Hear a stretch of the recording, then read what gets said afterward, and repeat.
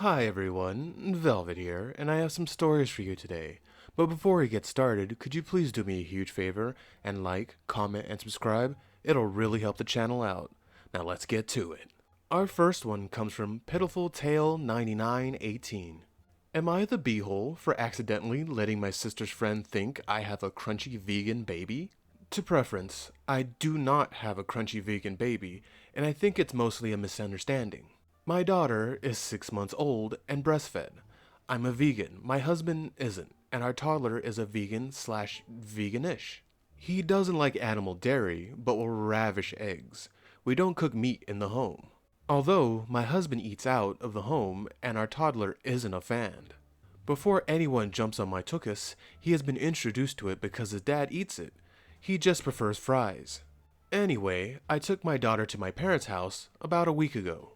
My mom is also a vegan, so we're eating tofu and rice. My daughter has just started solids, so she was also going ham on my plate. My parents' dog ate more than I did. My younger sister, 15, had her friends over. They were having burgers or something, and watching me with my daughter. After I ate, I nursed her, and one asked if I was vegan. I said yes. She got this weird look and asked if my baby was going to be vegan. I just kinda shrugged, because, she could be a dairy-hating fry fiend like her brother, or a cheeseaholic like her daddy. Maybe, maybe not. My sister's friend nodded and spoke to me a little more before leaving.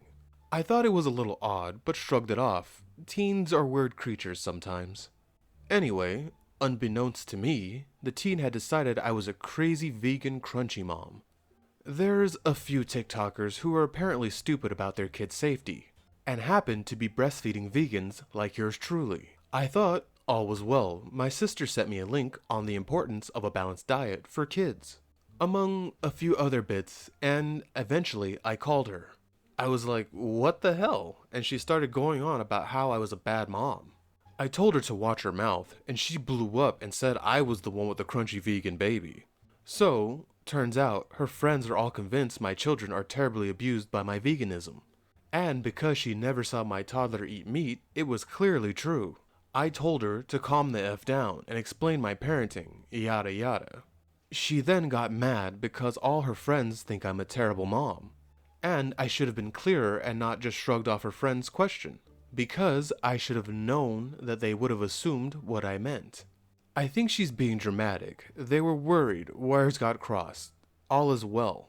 She's still acting like it's the worst thing in the world. So, basically, am I the beehole for making a mistake and having my sister's friends think I got a crunchy vegan baby? As a side note, my husband was feeling petty, so he went and got ribs for lunch. Filmed the little lady eating her first rib.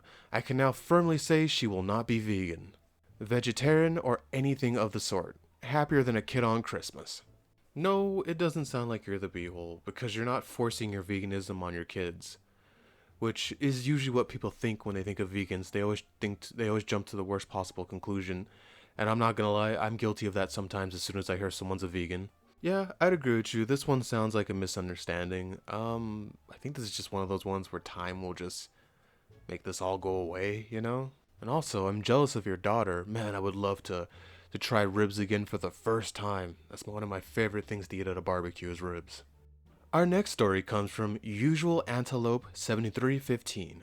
Am I the beehole for telling my mom she was wrong to leave me during my labor? I'm a 23-year-old female, and I recently gave birth to a baby boy. Congratulations. My relationship with his father wasn't exactly a healthy one, and so it was mutually decided that he wouldn't take a personal role in raising his baby. Instead, I'd raise him with my mom and my dad, a 58-year-old female and a 60-year-old male. My parents had never approved of the relationship and certainly didn't like my boyfriend. Despite that, upon learning about my pregnancy, they were absolutely amazing and provided me with lots of support. Naturally, I asked my mom if she'd be my birthing partner, and she happily accepted. As the months went on, however, my mom started becoming distant with me. She was still wonderful and helped me so much with things like setting up a nursery in the spare room, rubbing my back when it ached, and providing advice, but something seemed colder about her. Upon asking my dad, he told me I was being silly and that mom was fine. One night, I came downstairs only to see mom crying on the sofa and clutching one of the soft toys we had bought for the baby. She saw me and yelled at me to go upstairs and leave her be. She expressed that she still wanted to be my birthing partner the next day, and perhaps I stupidly glossed over it. Soon enough, the day came that I went into labor. I was concerned about mom's behavior, but I wanted her to be with me, and she came into the delivery room. Maybe an hour into my labor, my mom said she felt stifled and needed to get some air. She was gone for over an hour, and one of the nurses went to try and find her, but couldn't. I rang her and told her she was wrong to have left me, and she screamed at me that my labor was my problem and not hers.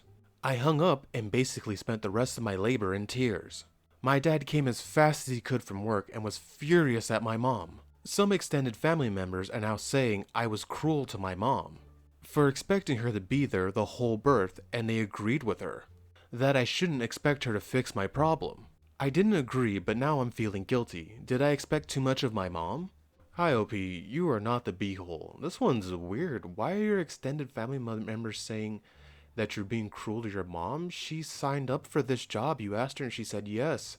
It's being there to, watch you have her or your child. And what do you mean it's your problem? What problem? You're having a baby.